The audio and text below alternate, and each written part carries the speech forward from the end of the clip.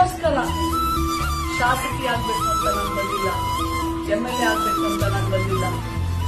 ನಾನೊಬ್ಳು doctor, ನಾನೊಂದು ಕಾಲೇಜಲ್ಲಿ already vice principal ಆಗಿದೆ.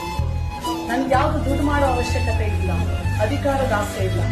ಬಟ್ ನನ್ನ ಮಕ್ಕಳಿಗೆ ಸೇವೆ ಮಾಡಬೇಕು, ನನ್ನ ಬಡವರ ಮಕ್ಕಳನ್ನ ಬೆಳೆಸಬೇಕು, ನನ್ನ ಕನ್ನಡ ಮಕ್ಕಳನ್ನ ಉಳಿಸ್ಬೇಕು ಅಂತಂದ್ರೆ ಅಧಿಕಾರ ಬೇಕು ನನಗೆ.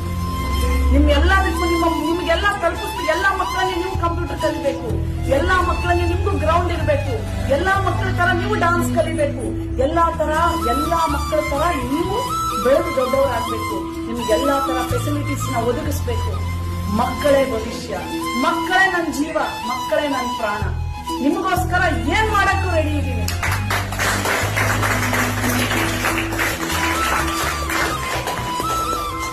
ನೀವು ಹೇಳಿರೋ ಈ ಮೂರನ್ನ, ಕಂಪ್ಯೂಟರ್, ನಿಮ್ ಸ್ಕೂಲಿಗೆ ಕಂಪ್ಯೂಟರ್, ಒಂದು ಡಾನ್ಸ್ ಟೀಚರ್,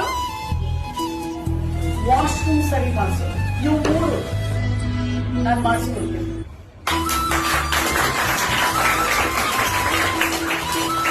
ಗ್ರೌಂಡ್ ನನಗೆ ಗೊತ್ತಿಲ್ಲ.